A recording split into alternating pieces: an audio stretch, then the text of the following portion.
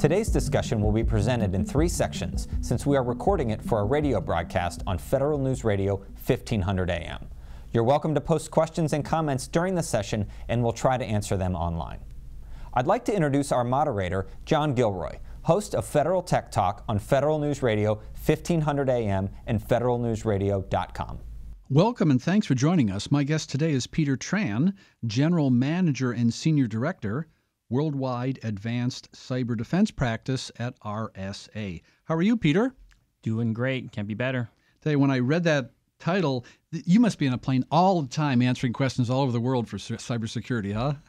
You know what? I probably should have just a dedicated seat for me on or dedicated plane. Or, you know what? We were just talking about Tran Air. You know, whatever happened to Tran Air. Well, we're right in the middle of Washington, D.C. here. And let's talk a little bit about the federal government. You know, the federal government traditionally relies on CAC, PIV, and username and password for identification. This is a system designed for yesterday's threat. There are some areas not served by CAC or PIV. What may they be? You know what, John, that CAC, PIV, username, password, and I mean this in the best possible way. That was like so 1990, right? That was just so 1990. And CAC, PIV have their current purpose as far as personal identity verification. If you want to embed them and have very kind of single thread, single use for identity management, particularly in our authentication world too. But I break it down like this: it's the AAA. You know, not AAA baseball, but AAA is in authentication, authorization, and access control when we're discussing identity governance in general, because you're dealing with data, you're dealing with access controls to data, and then you're dealing with authentication. You know, do you let somebody in? Do you not? Are those people still around? Should they be let in based on authorization levels and the access control levels? So it's the answer really to that. It all depends, right? We're lacking a lot of cohesion in our identity governance and life cycle and where we're going to with respect to the federal government IT infrastructure. And when I hear CAC and PIV, I think of desktop computers too. And we've moved so far away from desktops, it's almost not even in the conversation anymore, is it? It's completely still a world where we are moving to our device to just present the data to us.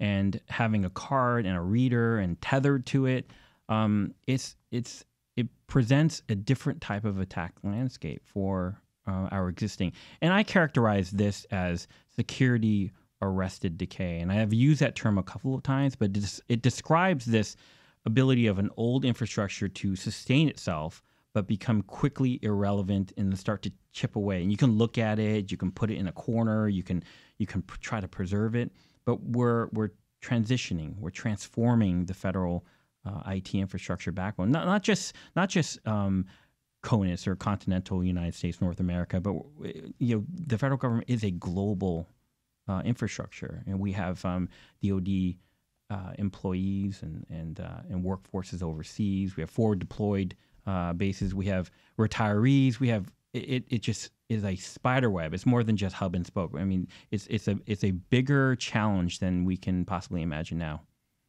So, Peter, let's take one of these A's, and the A I want to talk about is authentication.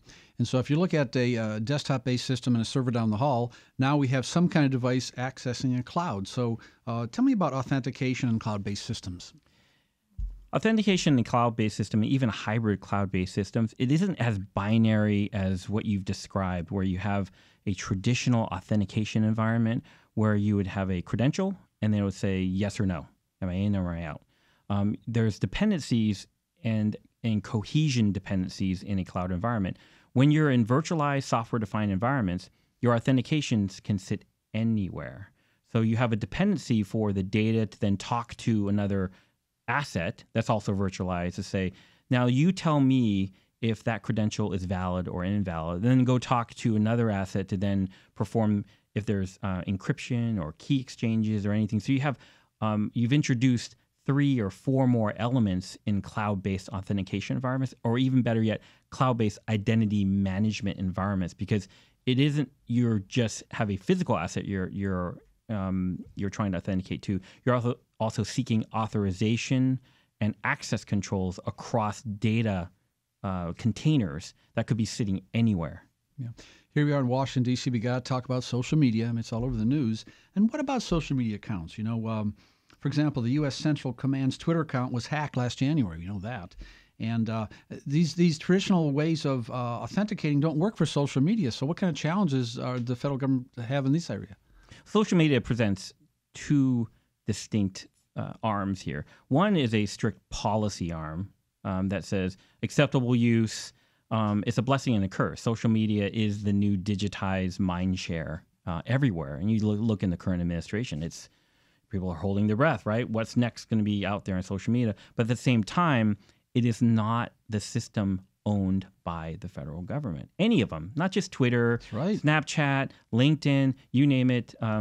It is a non-federal government system. So having the burden to have a federated identity management infrastructure for your social media account is a massive undertaking to even try to strike agreements.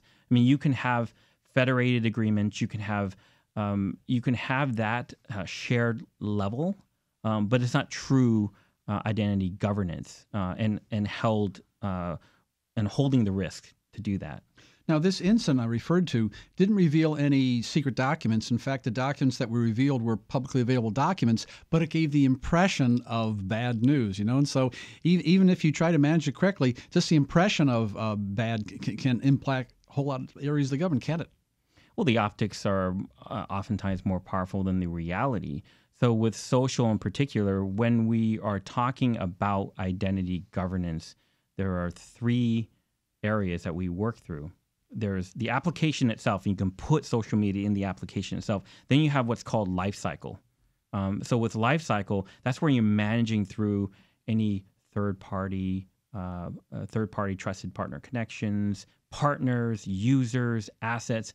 And then you have the governance side of it. Who ultimately is in charge of setting those controls, setting the thresholds, setting the governance, provisioning, deprovisioning, and allowing appropriate authentication, authorization, access control, and identity. Great. My guest today is Peter Tran, General Manager and Senior Director, Worldwide Advanced Cyber Defense Practice, RSA. I'm your moderator, John Gilroy, on the discussion, Federal Identity Governance, sponsored by RSA on Federal News Radio 1500 AM and federalnewsradio.com.